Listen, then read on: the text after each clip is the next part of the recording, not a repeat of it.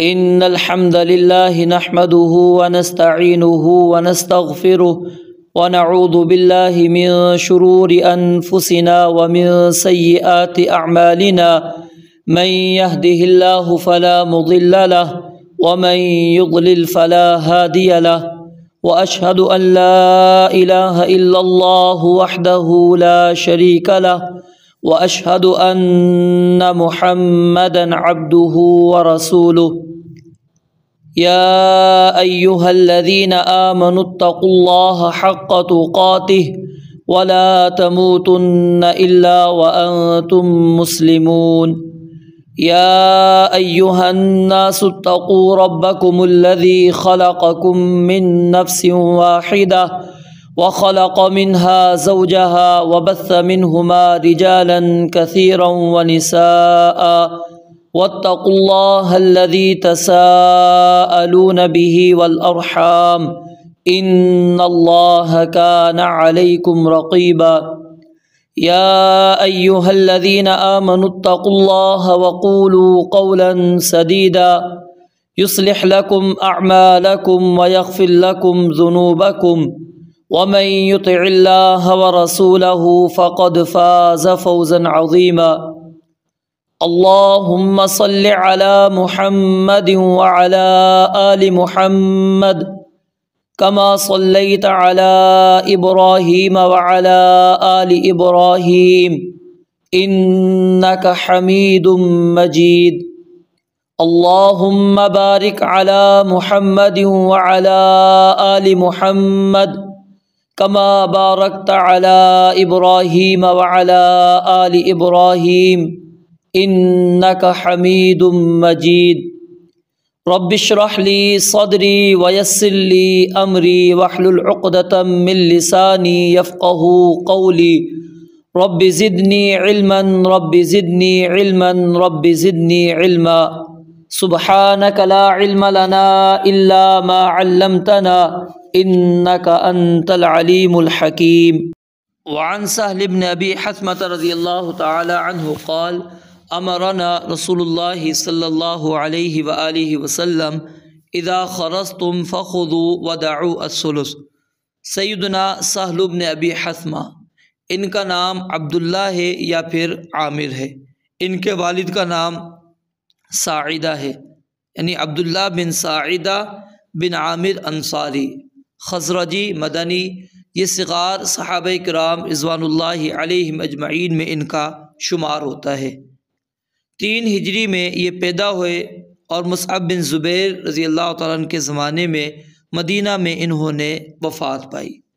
تو سیدنا سہل بن ابی حثمہ رضی اللہ تعالیٰ عنہ بیان کرتے ہیں، امرنا، ہمیں حکم دیا رسول اللہ صلی اللہ علیہ وآلہ وسلم، نبی مکرم علیہ الصلاۃ والسلام نے کس بات کا حکم دیا؟ فرمایا اذا خرجتم، جب تم اندازہ لگاؤ، تخمینہ لگاؤ، جب تم تخمینہ لگاؤ، جب تم اندازہ لگاؤ کس کا؟ درختوں پر موجود پھلوں کا۔ فخذوا، پس تم اس کے مطابق زکوٰۃ کو وصول کر لو۔ جو تم نے اچھی طرح اس درخت کا جائزہ لیا، اس کے اوپر لگے ہوئے پھل کا آپ نے چکر لگایا اور سرسری نظر دوڑا کر آپ نے اندازہ لگا دیا کہ یہ انگور اگر خشک ہوگا تو اتنا وزن اس کا باقی رہ جائے گا، یہ کھجور خشک ہوگی تو اتنا وزن اس کے اندر باقی رہ جائے گا۔ تو نبی علیہ الصلوۃ والسلام نے فرمایا کہ اذا خرجتم، جب تم اندازہ لگا لو، فخذوا، تو پھر اس کے مطابق تم نے زکوٰۃ وصول کرنی ہے، زکوٰۃ لے لینی ہے۔ ودعوا الثلث، اور ثلث کو تم نے چھوڑ دینا ہے۔ ودعوا، اور چھوڑ دو، یہ حکم کن کو دیا جا رہا ہے؟ جو زکوٰۃ وصول کرنے والے عاملین ہیں، سرکاری نمائندے ہیں، ان کو حکم دیا جا رہا ہے کہ ودعوا الثلث، اور ثلث کو تم چھوڑ دو۔ اس کی تفسیر کے اندر 2 قول موجود ہیں۔ ایک کہتے ہیں اس کا معنی یہ ہے کہ آپ کل مال میں سے، آپ نے تخمینہ لگایا کہ 20 من ہے مثال کے طور پر کل، تو آپ اس میں سے 1/3 کو ترک کر دیں، چھوڑ دیں۔ اس پورے مال کو آپ نے 3 حصوں میں تقسیم کرنا ہے، 3 حصوں میں تقسیم کرنے کے بعد 1/3 آپ اس کا چھوڑ دیں۔ اور دوسرا معنی اس کا یہ ہے کہ آپ نے تخمینہ لگایا، اندازہ لگایا، اندازہ لگانے کے بعد زکوٰۃ اس کے اوپر واجب ہوگی، زکوٰۃ اس کے اوپر واجب ہو گئی، پتہ لگ گیا جی اتنا وزن ہے اس کا، اب اس کے اوپر زکوٰۃ واجب ہے۔ اب جتنی زکوٰۃ واجب ہو رہی ہے اس کا نبی علیہ الصلوۃ والسلام نے فرمایا فدعوا الثلث، تیسرا حصہ تم ترک کر دو، تیسرا حصہ تم چھوڑ دو۔ تو یعنی دونوں اس کے مفہوم ہیں اور دونوں کے دونوں درست ہیں۔ فرمایا اذا خرجتم، جب تم اندازہ لگا لو، تخمینہ لگا لو، فخذوا، تو تم زکوٰۃ وصول کر لو، ودعوا الثلث، اور تیسرا حصہ ثلث کو جو ہے تم چھوڑ دو۔ فإن لم تدعوا الثلث، اور اگر تم ثلث نہیں چھوڑتے، ٹھیک ہے، یہ اب کیا ہے، اختیار دیا جا رہا ہے کس کو؟ عاملین کو، جس زکوٰۃ وصول کر رہے ہیں۔ فرمایا کہ اگر تم تیسرا حصہ نہیں چھوڑتے، فدعوا الربع، تو پھر تم نے کون سا حصہ چھوڑنا ہے؟ چوتھا حصہ چھوڑ دو۔ اس حدیث کو ائمہ خمسہ نے روایت کیا ہے سوائے امام ابن ماجہ رحمۃ اللہ علیہ کے، اور امام ابن حبان اور امام حاکم رحمۃ اللہ علیہ نے اس حدیث مبارکہ کو صحیح قرار دیا ہے۔ اس حدیث مبارکہ کے اندر جو مسئلہ بیان ہوا ہے اس مسئلے پر ہم غور کرتے ہیں، اور مسئلہ کیا بیان ہوا ہے کہ آپ نے پھل کی زکوٰۃ کیسے وصول کرنی ہے۔ درختوں پر جو لگے ہوئے پھل ہیں وہ کھجور کی صورت کے اندر ہے، وہ انگور کی صورت کے اندر ہے، یا کوئی اور ہے، تو اس کے اندر کیا کیا جاتا ہے؟ تخمینہ لگایا جاتا ہے۔ اور یہ تخمینہ لگانے والا، اندازہ لگانے والا شخص جو ہوتا ہے وہ اپنے اس کام کے اندر مہارت رکھتا ہے، اور وہ منصف مزاج ہوتا ہے، عادل شخص ہوتا ہے۔ وہ پھر اندازہ لگاتا ہے کہ یہ اگر خشک ہو جائے گی تو اتنا وزن اس کا باقی رہ جائے گا، تو اس اندازے کے مطابق زکوٰۃ اس شخص سے وصول کی جائے گی۔ تو یہاں سے یہ مسئلہ بھی اچھی طرح سمجھ لیجئے، ثابت ہو گیا کہ زکوٰۃ میں اندازہ کرنے کا جواز موجود ہے، کہ آپ اندازہ لگا کر آپ ان سے زکوٰۃ وصول کر سکتے ہیں۔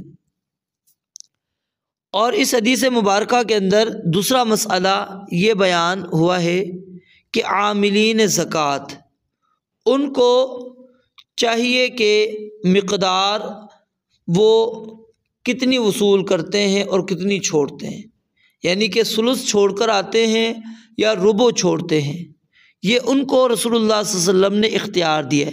لیکن یہاں پر ایک قانون ہے، وہ اچھی طرح سمجھ لیجئے کہ جس چیز میں کسی بندے کو آپ ولایت کا حق دیتے ہیں یا تصرف کا حق دیتے ہیں، ٹھیک ہے، تو اس شخص کے اوپر واجب یہ ہے کہ وہ ان میں سے زیادہ جو مفید اور زیادہ جو بہتر ہے کام، اس کو وہ اختیار کرے۔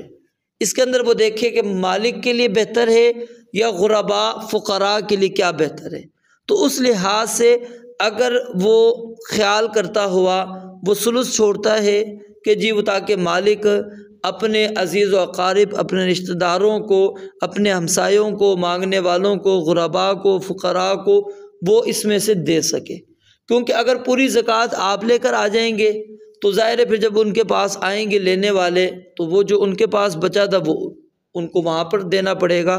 اس لیے فرمایا نبی علیہ الصلوۃ والسلام نے کہ تم کیا ہے اس میں سے اس کو کچھ نہ کچھ دے دو۔ اور یہ بھی ہوتا ہے کہ جب پھل پک جاتا ہے تو مالک خود بھی استعمال کرتا ہے، اس کے اہل و عیال والے بھی استعمال کرتے ہیں، دوست احباب بھی استعمال کرتے ہیں۔ تو اس لیے کیا ہے یہ چیز اندازہ لگانا ہے کہ اتنا ان کے لیے چھوڑ دو، اس میں سے نکال دو جو تم نے تخمینہ لگایا ہے، تاکہ وہ بھی کچھ استعمال کر سکیں، اور اس کے بعد پھر اس میں سے آپ نے دیکھنی زکوٰۃ ان کے اندر بنتی ہے یا نہیں بنتی۔ تو فرمایا کہ جب تم تخمینہ لگا لو، اندازہ لگا لو، تو تم اس کو لے لو اور ثلث کو، ایک تہائی کو تم نے چھوڑ دینا ہے۔ فَإِن لَّمْ تَدَعُوا الثُّلُثَ، اگر تم ایک تہائی نہیں چھوڑتے تو فَدَعُوا الرُّبُع، تو تم ربع چوتھا حصہ چھوڑ دو۔ اور اس حدیث سے یہ مسئلہ بھی ثابت ہو گیا کہ شریعت میں بندوں پر آسانی ہے، کیونکہ یہ تولنا، اس کا وزن کرنا اس کے اندر مشکل تھی، اور اندازہ لگانا یہ کیا ہے، آسان ہے۔ اور جب یقین مقدار کا علم نہ ہو اور اس کا اندازہ لگانا مشکل ہو تو پھر ظن غالب کو اس کو ترجیح دی جائے گی۔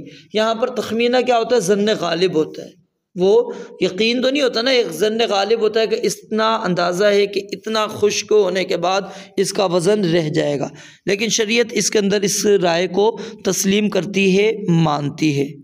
تو یہاں سے سمجھ لیں، دوبارہ مسئلہ پیچھے بھی آپ کو بتایا تھا کہ پھل ہوں، سبزیاں ہوں، غلہ جات ہوں، ان میں زکوٰۃ انہی صورت میں واجب ہوتی ہے جب آپ ان کو ذخیرہ کرتے ہوں، اور نمبر 2 اس کا وزن ہوتا ہو، اور نمبر 3 وہ آپ کی غذا ہو۔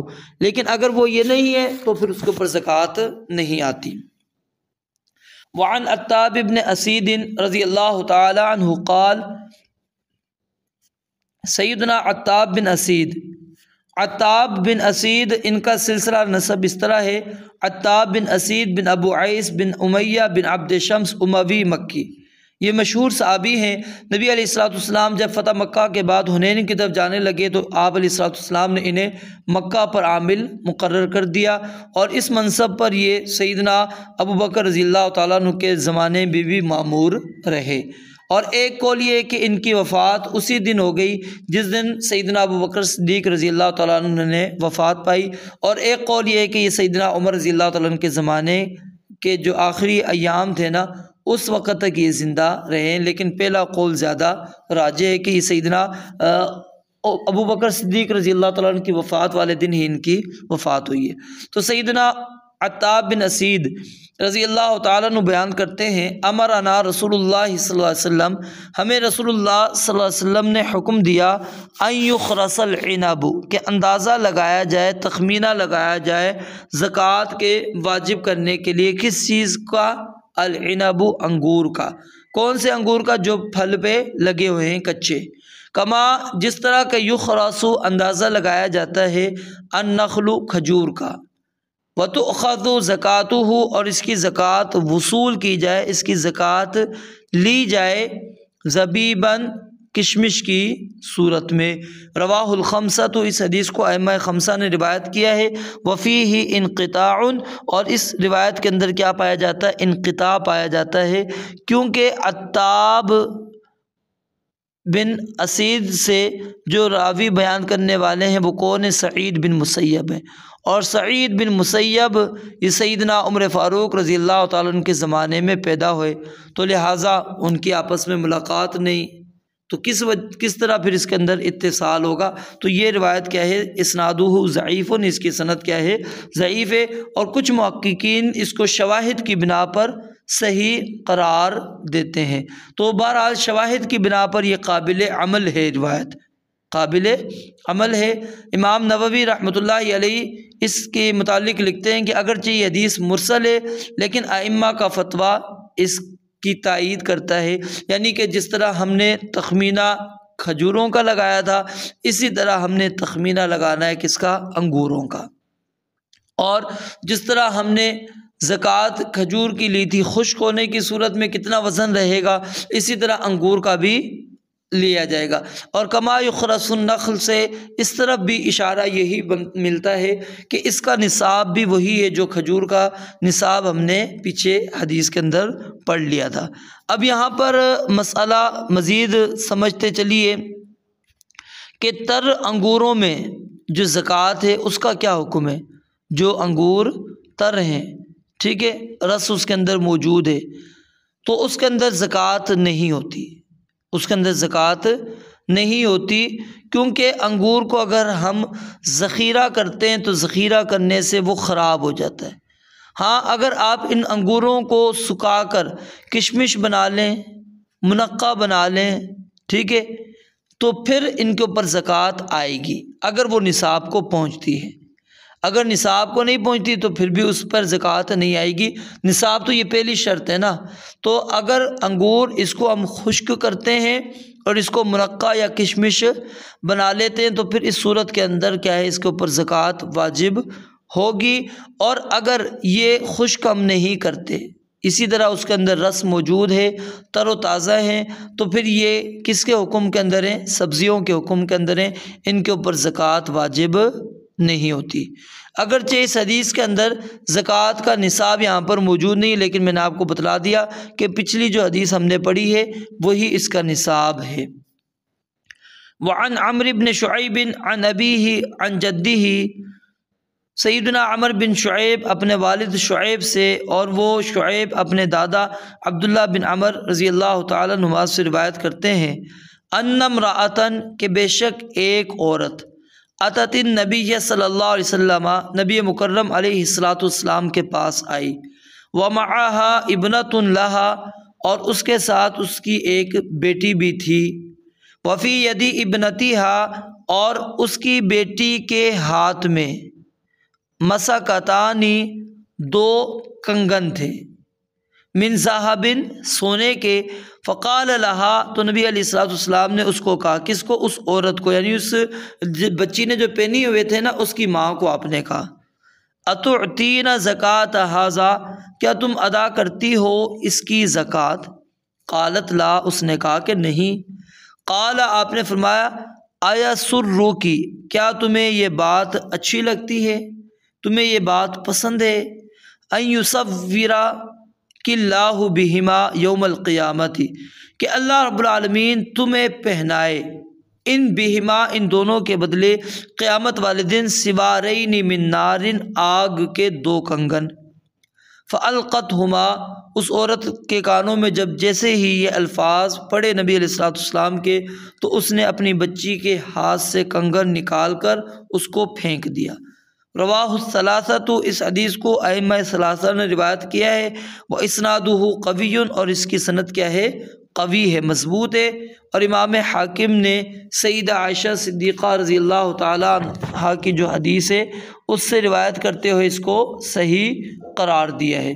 تو اس حدیث کے اندر جس خاتون کا تذکرہ ہے ان کا نام ہے اسماء بنت یزید، اسماء بنت یزید۔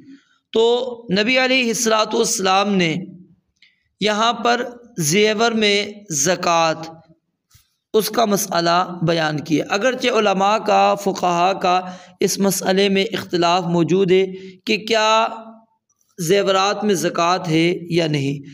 ایک قول تو یہ کہ زیور میں زکوٰۃ واجب ہے، دوسرا قول یہ کہ زیور میں زکوٰۃ فرض نہیں ہے۔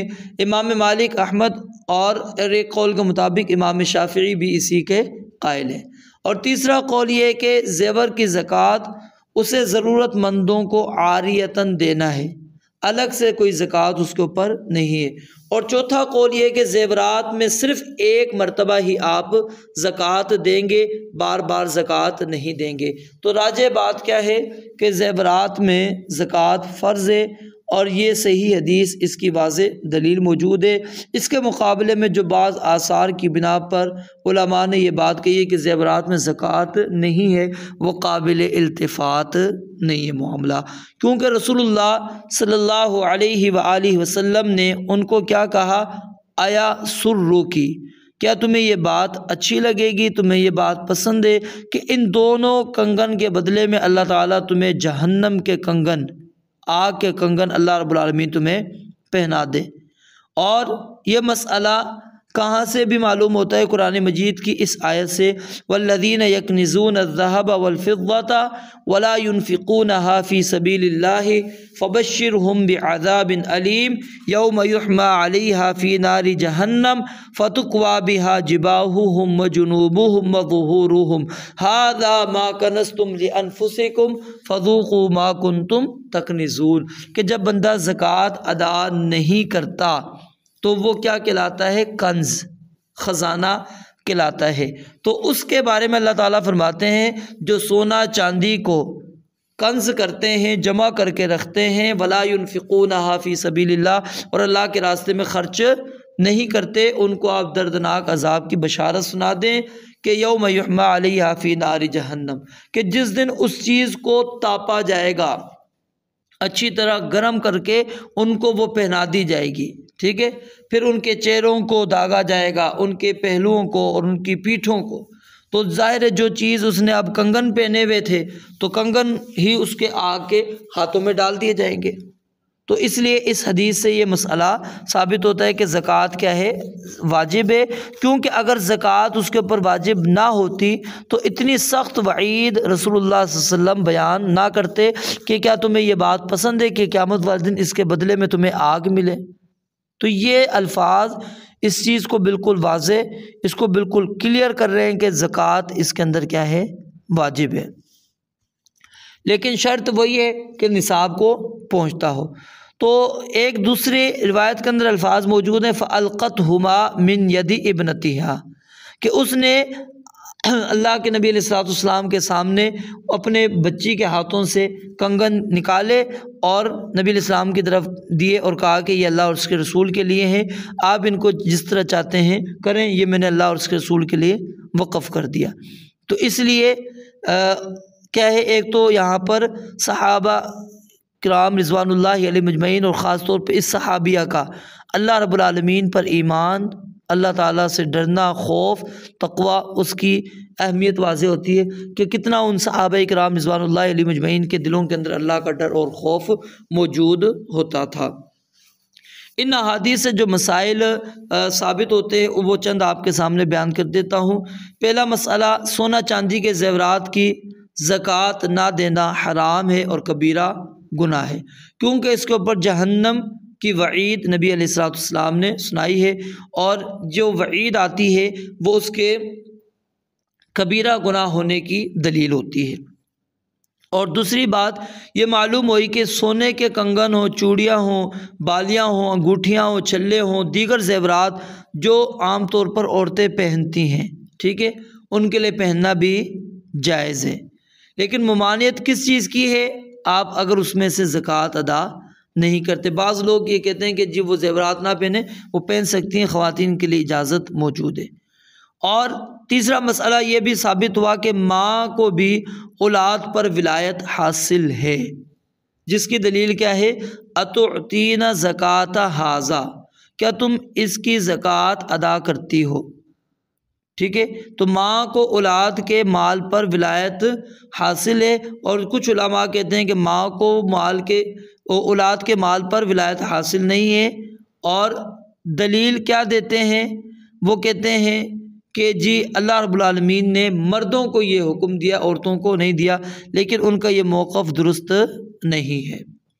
اور اسی طرح نابالغ اور مجنون کے مال پر بھی زکوٰۃ واجب ہے۔ اگر وہ بچی کا لیا جائے، ٹھیک ہے، تو بچی کی ملکیت ہے تو اس کے اوپر زکوٰۃ نبی علیہ الصلوۃ والسلام نے لی ہے۔ اور یہاں پر آپ نے جو خطاب کیا وہ کس سے کیا؟ اولیاء سے کیا۔ اور جب کوئی امر مخفی ہو، پوشیدہ ہو، تو اس کی تفصیل پوچھ لینا بہتر ہے۔ نبی علیہ الصلوۃ والسلام غیب کا علم نہیں رکھتے تھے، آپ کو نہیں پتہ تھا، اس لیے نبی علیہ الصلوۃ والسلام نے پوچھا کہ کیا تم ان کنگنوں کی زکوٰۃ دیتی ہو؟ تو یہ آپ کے اوپر امر کیا تھا؟ مخفی تھا، تو انہوں نے واضح کر کے بتلا دیا کہ نہیں، ہم ان کی زکوٰۃ نہیں دیتے۔ سونا چاندی اکیلا ہو یا وہ زیورات کی شکل کے اندر ہو، وہ چاہے ذاتی استعمال میں ہی کیوں نہ ہو، ان میں زکوٰۃ واجب ہے، کیونکہ اس چیز کے اوپر، ذاتی استعمال کی اس چیز کے اوپر رسول اللہ صلی اللہ علیہ وسلم نے زکوٰۃ کو واجب رکھا ہے۔ اور حدیث کے ظاہر سے یہ بات لگتی ہے کہ زیورات نصاب کو پہنچے یا نہ پہنچے آپ نے زکوٰۃ دینی ہے، لیکن یہ بات یاد رکھیے درست نہیں ہے، زیورات میں بھی نصاب کا پہنچنا شرط ہے۔ کیونکہ اس کی وضاحت موجود ہے کہ یہ جو سونے کے کنگن تھے غلیظتان، یہ دونوں بھاری کنگن تھے، یعنی اس مقدار کو پہنچ رہے تھے جس کے اوپر زکوٰۃ واجب ہو رہی تھی، تو اس لیے نبی علیہ السلام نے فرمایا کہ کیا تم ان کی زکوٰۃ دیتی ہو۔ اور زیورات میں بھی زکوٰۃ اسی طرح ہر سال واجب ہے، ایک مرتبہ نہیں۔ صحیح موقف یہی ہے، جس طرح اموال کے اندر ہر سال زکوٰۃ واجب ہوتی ہے، اسی طرح اس کے اندر بھی واجب ہے۔ اور قیامت والے دن جو ہے انسان کو سزا ویسی ہی ملے گی جیسا اس کا عمل ہوگا۔ یہاں پر اس نے زکوٰۃ نہیں ادا کی تو یہی مال اس کے لیے جہنم کی آگ بن کر اس کو پہنا دیا جائے گا۔ اور اس حدیث سے قیامت اور جہنم کا ثبوت بھی ملتا ہے۔ اور اس حدیث سے اللہ تعالیٰ کے لیے افعال اختیاریہ اس کا اثبات بھی معلوم ہوتا ہے، ٹھیک ہے۔ اور اس کے اندر صحابہ کرام رضوان اللہ علیہ مجمعین کہ اللہ رب العالمین سے کتنا ڈرنے والے تھے، ٹھیک ہے، کہ وہ خاتون نے جیسے وعید سنی فوراً ان کنگنوں کو اپنی بیٹی کے ہاتھوں سے جدا کر کے رسول اللہ صلی اللہ علیہ وسلم کے ہاتھ میں دے دیے۔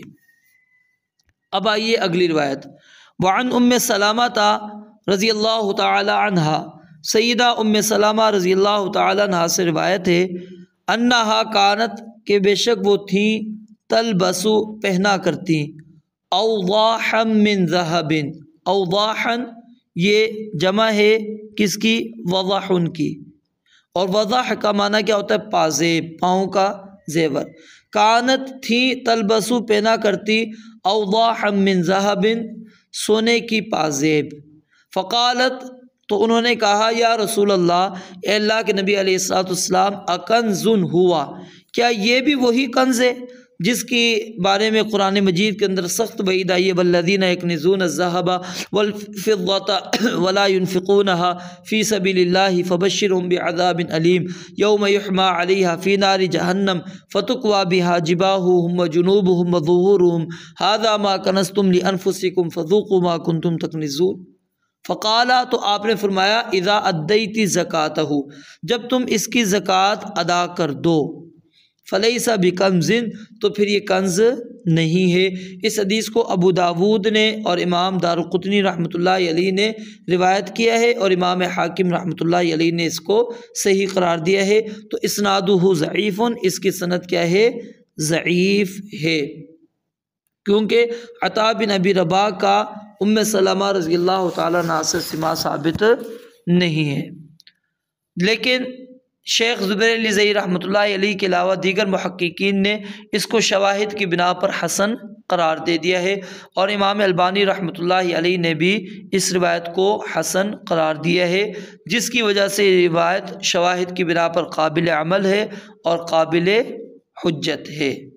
تو اس حدیث مبارکہ سے یہ مسئلہ معلوم ہو گیا کہ استعمال کے زیور میں بھی زکوٰۃ ہے اگر وہ نصاب کو پہنچ جائے، اور اس کی دلیل سیدہ عائشہ رضی اللہ تعالیٰ عنہ سے جو روایت پیچھے آپ نے پڑھی، ٹھیک ہے، اس کے اندر ہے، بیان کرتی ہیں سیدہ عائشہ رضی اللہ تعالیٰ عنہ کہ میرے ہاتھوں میں چاندی کی موٹی موٹی انگوٹھیاں نبی علیہ الصلوۃ والسلام نے دیکھی، تو آپ نے پوچھا، عائشہ یہ کیا ہے؟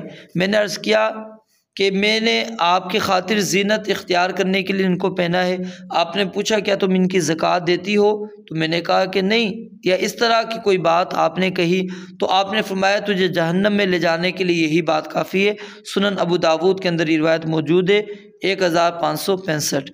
تو دونوں احادیث سے یہ مسئلہ معلوم ہو گیا کہ استعمال ہونے والے زیور میں بھی کیا ہے؟ زکوٰۃ واجب ہے اگر وہ نصاب کو پہنچ جائے۔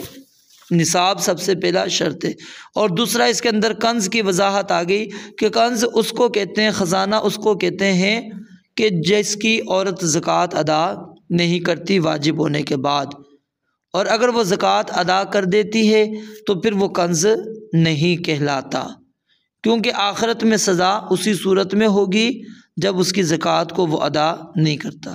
تو اس حدیث سے ایک تو مسئلہ یہ بھی ثابت ہو گیا کہ عورت سونے سے بنے ہوئے زیورات اس کو استعمال کر سکتی ہے۔ یہاں پر کیا ہے؟ اوضاح من ذہب کے الفاظ موجود ہیں، اور یہ وضع جو ہے یاد رکھیں عموماً جو ہے چاندی سے بنے ہوئے زیور کو کہتے ہیں، کیونکہ یہ بالکل واضح ہوتی ہے، نظر آ رہی ہوتی ہے، لیکن یہاں پر ذہبن کے الفاظ واضح آ گئے تو اس لیے کلیئر ہو گیا کہ یہاں پر مراد کیا ہے؟ سونے کے بنے ہوئے ہیں جو پازیب وغیرہ ہیں وہ مراد ہیں۔ اور دوسرا ہے کہ زیورات پر بھی زکوٰۃ اسی طرح آتی ہے جس طرح کے عام مال کے اوپر جب وہ نصاب کو پہنچ جاتا ہے، اور جو عورت زکوٰۃ ادا کر لیتی ہے وہ کنز کی تعریف سے مال اس کا کیا ہو جاتا ہے؟ خارج ہو جاتا ہے۔ اور صحابہ کرام رضوان اللہ علیہم اجمعین اس بات کے زیادہ حریص تھے کہ وہ آخرت کے اندر بری و ذمہ ہو جائیں، تو اس لیے نبی علیہ الصلوۃ والسلام سے ام سلمہ رضی اللہ تعالیٰ عنہ نے پوچھا کیا یہ کنز تو نہیں ہے کہ کہیں قیامت والے دن یہ میرے اوپر کنز کی صورت کے اندر اللہ رب العالمین مجھے یہ واپس کر دیں اور مجھے یہ عذاب کی صورت میں مجھے ملے۔ وعن سمرة بن جندب رضی اللہ تعالی عنہ قال کان رسول اللہ صلی اللہ علیہ وسلم یأمرنا ان نخرج الصدقة من الذي نعده للبیع۔ سیدنا سمرہ بن جندب رضی اللہ تعالی عنہ سے روایت ہے، بیان فرماتے ہیں کان رسول اللہ صلی اللہ علیہ وسلم تھے نبی مکرم علیہ الصلاۃ والسلام یأمرنا ہمیں حکم دیتے، ان نخرج الصدقہ کہ ہم زکوٰۃ نکالیں، زکوٰۃ ہم ادا کریں، من الذی اس میں سے جو نعدہ للبیع ہم نے اس کو تیار کیا ہے، ہم نے اس کو تیار کیا ہے، شمار کر کے رکھا ہے، للبیع تجارت کے لیے، یعنی جو سامان ہم نے تجارت کے لیے رکھا ہے اس میں سے ہم زکوٰۃ کو ادا کریں۔ رواہ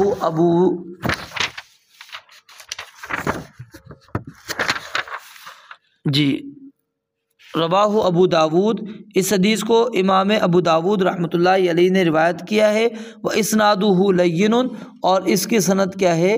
لین ہے، اس کی سند کمزور ہے۔ تو اس روایت کو حافظ زبیر علی زئی رحمۃ اللہ علیہ نے ضعیف قرار دیا ہے، اس کی سند کے اندر خبیب جو راوی ہے وہ مجہول ہے، اور اسی طرح جعفر بن سعد اس کو جمہور علماء نے ضعیف قرار دیا ہے۔ جامع ترمذی نے، امام ترمذی رحمۃ اللہ علیہ نے جامع ترمذی کے اندر اس کو حسن درجے کی روایت قرار دیا ہے۔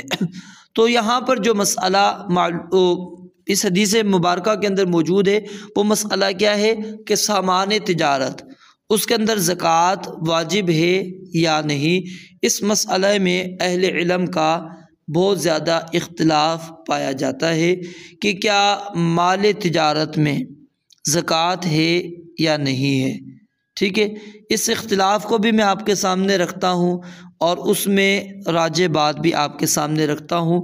اس سے پہلے سامان تجارت، اس کی تعریف سمجھ لیں کہ سامان تجارت کیا چیز ہے۔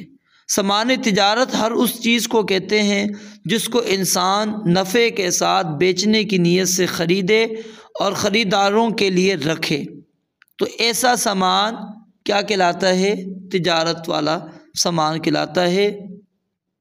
جس کے پاس یہ 1 یا 2 گھنٹے یا اس سے بھی کم مدت کے لیے رہے، وہ اس تعریف کی روح سے سامان تجارت کسی معین اور خاص چیز کا نام نہیں، بلکہ اس کے عموم میں ہر وہ چیز داخل ہوگی جسے نفع کمانے کی غرض سے بیچنے کے لیے رکھا ہو اور اسی غرض سے اس نے خریدا بھی ہو۔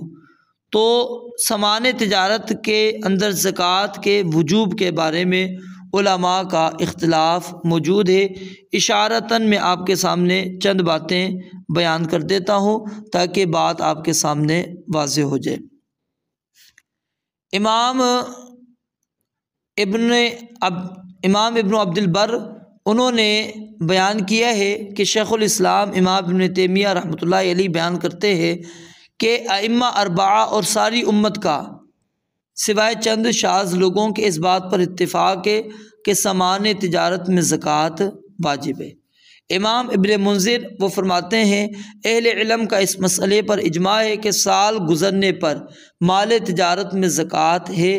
سیدنا عمر، سیدنا عبداللہ بن عمر، سیدنا عبداللہ بن عباس سے بھی یہی بات موجود ہے۔ فقہائے سبعہ حسن، جابر بن زید، میمون بن مہران، طاووس، امام نخعی، امام ثوری، امام اوزاعی، امام ابو حنیفہ، امام اسحاق اور ابو عبید، ان کا بھی یہی فتویٰ ہے۔ تو الغرض احتیاط کا بھی تقاضا یہی ہے کہ مال تجارت میں کسی بھی قسم کا ہو وہ مال تجارت، اس کی قیمت کا اعتبار کر کے اس کی زکوٰۃ ادا کر دی جائے۔ تو اب مال تجارت میں زکوٰۃ کی ادائیگی کا طریقہ کیا ہوتا ہے؟ سال بسال جتنا تجارتی مال دکان پر یا گودام وغیرہ میں موجود ہو اس کی قیمت کا تخمینہ لگا لیا جائے، اندازہ کر لیا جائے، اور اس کے علاوہ جتنی رقم آپ کی گردش میں ہو اور جو رقم آپ کے پاس موجود ہو اس کو بھی شمار کر لیا جائے، ٹھیک ہے۔ نقد رقم، کاروبار میں لگا ہوا سرمایہ، سامان تجارت کی تخمینی قیمت سب ملا کر جتنی بھی رقم بنے اس میں سے آپ 2.5% کے حساب سے زکوٰۃ ادا کر دیں۔ اور اگر کوئی تجارتی مال اس طرح کا ہے کہ وہ خریدا لیکن کئی سال تک وہ بیچ نہیں سکا تو اس مال کی زکوٰۃ اس کے فروخت ہونے پر صرف 1 سال کی زکوٰۃ ادا کی جائے گی۔ اور اس طرح اگر کوئی رقم کسی کاروبار میں منجمد ہو گئی ہے، جیسا کہ بعض اوقات ایسا ہو جاتا ہے، تو وہ رقم 2 3 سال یا اس سے زیادہ عرصے تک پھنسی رہی، یا کسی ایسی پارٹی سے سابقہ آپ کا پڑ گیا کہ کئی سالوں تک وہ رقم وصول ہی نہیں ہوئی، تو ایسی ڈوبی ہوئی رقم کے متعلق یہ ہے کہ سال بسال اس کی زکوٰۃ دینا ضروری نہیں ہے۔ جب آپ کو وہ رقم ملے تو اس وقت سال کی آپ زکوٰۃ ادا کر دیں۔ قرآن مجید کی کئی آیات بھی اس بات پر دلالت کرتی ہیں کہ تجارتی اموال کے اندر زکوٰۃ موجود ہے۔ یا ایھا الذین آمنوا انفقوا من طیبات ما کسبتم ومما اخرجنا لکم من الارض۔ اور امام بخاری رحمۃ اللہ علیہ نے باب قائم کیا ہے صدقۃ الکسب والتجارت، یعنی محنت اور تجارت کے مال میں سے زکوٰۃ کو ادا کرنا۔ اور اس چیز کے بارے میں کئی اقوال تفاسیر کے اندر آپ پڑھ سکتے ہیں۔ پھر یہ حدیث مبارکہ آپ نے پڑھی کہ نبی علیہ الصلوۃ والسلام نے ہمیں حکم دیا کہ ہم زکوٰۃ ادا کریں جس کو ہم نے تجارت کے لیے رکھا ہوا ہے۔ اور اسی طرح کی اور بھی روایات موجود ہیں جو اس مسئلے کو بالکل واضح کرتی ہیں۔ تو جو سامان تجارت ہے اس کے اوپر زکوٰۃ آپ نے ادا کرنی ہے۔ جو آلات تجارت ہیں ان میں زکوٰۃ نہیں ہے، کیونکہ یہ آمدن کا ذریعہ ہے، بذات خود یہ آمدن نہیں ہے۔ ہاں اگر آپ ان کو کیا کرتے ہیں، بیچتے ہیں، آلات تجارت بنا کر بیچتے ہیں، تو پھر ان کے اوپر زکوٰۃ ہو جائے گی کیونکہ وہ سامان تجارت ہے۔ اور اگر کسی بندے کی نیت تو اس کی یہ تھی کہ میں اس چیز کو بیچوں گا، لیکن اب وہ اپنی نیت کو بدل لیتا ہے، تو نیت کے بدلنے کے بعد یاد رکھیے اس کے اوپر زکوٰۃ واجب نہیں ہوگی، کیونکہ نیت کے بدلنے سے مسئلہ بھی تبدیل ہو گیا۔ اب آئیے اگلی حدیث مبارکہ۔ وعن ابی ہریرہ رضی اللہ تعالیٰ عنہ ان رسول اللہ صلی اللہ علیہ وسلم، سیدنا ابو ہریرہ رضی اللہ تعالیٰ عنہ سے روایت ہے کہ بے شک نبی علیہ الصلوۃ والسلام نے قال فرمایا، وفی الرکاز، یہ ایک لمبی حدیث کا ایک مختصر سا ٹکڑا امام ابن حجر رحمۃ اللہ علیہ نے نقل کیا ہے۔ یہاں پر فرمایا وفی الرکاز، اور مدفون خزانے میں، الخمس، خمس سے 5واں حصہ ہے، 5واں حصہ، یعنی جو جاہلیت کے زمانے کا زمین میں مدفون خزانہ ہے، جو انسان کو بغیر کسی مشقت کے، بغیر کسی زیادہ محنت کرنے کے انسان کو حاصل ہو جائے، تو اس میں سے آپ نے کیا کرنا ہے، 5واں حصہ دینا ہے، خمس آپ نے ادا کرنی ہے۔ تو اس حدیث سے یہ مسئلہ ثابت ہو گیا کہ رکاز کے مال میں زکوٰۃ نہیں ہے، بلکہ اس کی جو حیثیت ہے وہ مال غنیمت کی طرح ہے، اور اس میں سے خمس واجب ہے جو بیت المال میں جمع کیا جائے گا، اور باقی تمام کا تمام مال کس کا ہوگا، مالک کا ہوگا جس کو یہ خزانہ ملے۔ اور جو خزانہ، مدفون خزانہ کسی انسان کو مل جائے اور جس وقت ملا ہے اسی وقت وہ اس کا خمس ادا کرے گا، ٹھیک ہے، وہ یہ نہیں دیکھے گا کہ اس کے اندر کتنا موجود ہے، کیا اس کے اوپر زکوٰۃ بنتی ہے، نہیں، نبی علیہ الصلوۃ والسلام نے کہا کہ اس میں سے آپ نے کیا کرنا ہے، خمس کو ادا کر دینا ہے۔ وعن عمرو بن شعیب عن ابیہ عن جدہ، سیدنا عمر بن شعیب اپنے والد سے اور وہ اپنے دادا سے روایت بیان کرتے ہیں کہ ان رسول اللہ صلی اللہ علیہ وسلم قال، کہ بے شک نبی علیہ الصلوۃ والسلام نے فرمایا، فی کنز، اس خزانے کے بارے میں، اس کنز کے بارے میں، اس خزانے کے بارے میں، وجدہ رجل، جس کو آدمی پاتا ہے، فی خریبۃ، ایک اجاڑ ویران جگہ پر، جہاں پر کوئی نہیں رہتا، ویران جگہ ہے، کھنڈرات کے اندر، ٹھیک ہے، منہدم مکانات کے اندر وہ انسان پاتا ہے کوئی خزانہ، تو آپ نے فرمایا ان وجدتہ، اگر وہ پاتا ہے اس خزانے کو، فی قریۃ مسکونۃ، ایک ایسی جگہ پر، ایسی بستی میں، ایسے علاقے میں جو رہائش والی جگہ ہے، فعرفہ، تو فرمایا کہ اس کو تم کیا کرو، پھر 1 سال تک اس کا اعلان کرو کہ ہو سکتا ہے کسی نے وہاں پر چھپایا ہو۔ وَإِن وَجَدْتَهُ، اور اگر تم پاتے ہو اس کو، فی قریۃ غیر مسکونۃ، ایسی بستی میں جو رہائشی نہیں ہے، رہائش سے دور ہے، ففیہ، پس اس میں، وفر رکازی اور رکاز کے اندر جو پیچھے آپ نے پڑھ لیا الخمس پانچواں حصہ ہے۔ اس حدیث کو امام ابن ماجہ رحمۃ اللہ علیہ نے باسناد حسن سند کے ساتھ اس کو روایت کیا ہے۔ تو اس حدیث مبارکہ سے جو مسئلہ ثابت ہوا وہ کیا ہے کہ جب انسان کو کوئی مدفون خزانہ ملتا ہے، اگر تو وہ مدفون خزانہ ملنے والا مال کسی آبادی سے ملا ہے تو پھر وہ کس کے حکم میں ہے؟ لقطہ، ٹھیک ہے، گری پڑی ہوئی جو چیزیں ہیں اس کے حکم کے اندر ہے، پھر وہ 1 سال تک اس کا اعلان کرے گا۔ اور اگر وہ مدفون خزانہ اس کو ملا ہے کسی ویرانے میں تو پھر وہ کیا ہے؟ کنز، وہ کس کے حکم کے اندر ہے؟ وہ رکاز کے حکم کے اندر ہے، اور اس کے اندر پھر اسی طرح جس طرح رکاز کے اندر ہم نے خمس ادا کیا تھا، اس میں سے بھی خمس ادا کر دیا جائے گا۔ اور اس کے اندر ایک اور چیز یہ بھی سمجھ لیجیے آپ کہ جو چیزیں مل رہی ہیں آپ کو، ٹھیک ہے، وہ چیزیں کون سی ہیں؟ وہ کسی بھی قسم کا ہو خزانہ، وہ سونا ہو، چاندی ہو، کچھ بھی ہو، ٹھیک ہے، وہ نصاب کو پہنچے یا نہ پہنچے آپ نے اس میں سے ادا کرنا ہے۔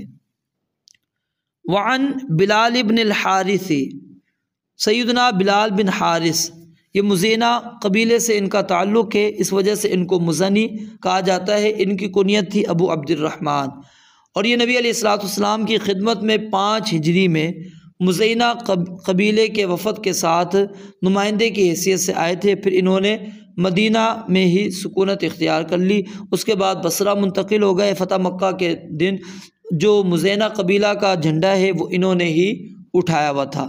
80 برس کی عمر میں 60 ہجری میں انہوں نے وفات پائی۔ تو سیدنا بلال بن حارث رضی اللہ تعالیٰ عنہ بیان کرتے ہیں ان رسول اللہ صلی اللہ علیہ وسلم کہ بے شک نبی علیہ الصلوۃ والسلام نے اخذ من المعادن، آپ علیہ الصلوۃ والسلام نے معادن، یہ جمع ہے معدن کی، کان جس کو اردو میں ہم کہتے ہیں، یعنی زمین کا وہ حصہ جہاں اللہ تعالیٰ نے سونا، چاندی، زیورات، جواہرات وغیرہ پیدا فرمائے ہیں۔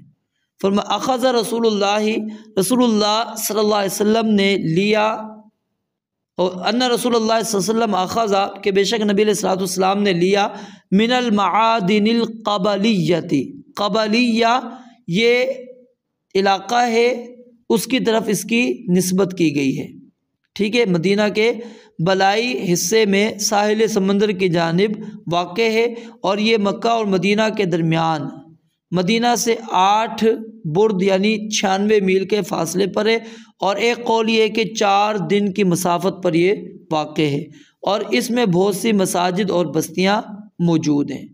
تو آپ نے لیا من المعادن القبلیتی، قبلیہ جگہ میں جو واقع کان ہے اس میں سے آپ نے کیا لی؟ الصدقہ، زکوٰۃ کو آپ نے وصول کیا، اور اس کو حدیث کو امام ابو داود رحمۃ اللہ علیہ نے روایت کیا ہے۔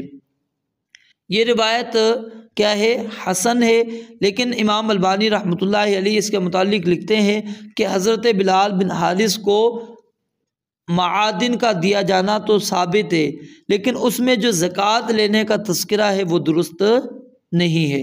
تو راجح موقف اس میں یہی معلوم ہوتا ہے کہ کانوں سے نکلنے والی چیزوں میں زکوٰۃ نہیں ہے، کیونکہ رسول اللہ صلی اللہ علیہ وسلم سے اس کے متعلق کچھ ثابت نہیں، البتہ اس کی آمدنی پر بشرطے کہ وہ نصاب کو پہنچ جائے اور سال بھی گزر جائے تو پھر زکوٰۃ ہے، خمس اس میں سے نہیں ہے۔ تو جو کان وغیرہ یعنی کہ بغیر محنت کے آپ کو جو چیز سونا، چاندی، پیتل وغیرہ، تانبا وغیرہ کچھ بھی آپ کو چیزیں وہاں سے مل رہی ہیں تو ان میں آپ نے کیا کرنا ہے؟ آپ نے اس کے اندر سے زکوٰۃ کب ادا کرنی ہے؟ جب آپ اس کو کاروبار میں لگا رہے ہیں، کاروبار کے اندر آپ جب ان کو لگا رہے ہیں پھر اس کے اندر زکوٰۃ ہوگی، اور اگر وہ کاروبار کے اندر نہیں ہے، وہ آپ سے نکلا ہے تو پھر اس میں سے آپ نے کیا کرنا ہے؟ صرف خمس کو ادا کر لینا ہے۔ اور ایک قول یہ ہے کہ معادن جو ہیں مستقل جوہر ہیں، یعنی جو زمین کی جنس میں سے نہیں ہے، تو اس لیے ہم اصل کی طرف کہتے ہیں لوٹیں گے، اور اصل میں کیا ہے زکوٰۃ کا عدم وجوب ہے۔ ہاں وجوب کی کوئی دلیل ہو تو اور بات ہے، اب سونا چاندی کے علاوہ میں زکوٰۃ کے وجوب کے ہمارے پاس کوئی دلیل نہیں ملتی، تو اس لیے اگر تو کہتے ہیں معدنیات سونا چاندی کی نکلی ہے تو ان میں زکوٰۃ واجب ہوگی، وگرنہ نہیں۔ لیکن احتیاط اسی میں ہے کہ معدنیات جو بھی ہوں ان میں زکوٰۃ دے دی جائے۔ یہ موقف ہے شیخ کیا نام ہے محمد بن صالح العثیمین رحمۃ اللہ علیہ کا، اور کہتے ہیں حدیث کا ظاہر بھی اس چیز کو واضح کرتا ہے۔ تو یعنی یہ روایت جن کے نزدیک حسن ہے تو وہ اس میں سے زکوٰۃ کے قائل ہیں، اور جو اس کو ضعیف قرار دیتے ہیں وہ کہتے ہیں کہ اس کے اندر زکوٰۃ موجود نہیں ہے۔ رب العالمین سے دعا ہے اللہ تعالیٰ سمجھنے عمل کرنے کی توفیق عطا فرمائے۔ وآخر دعوانا الحمد للہ رب العالمین۔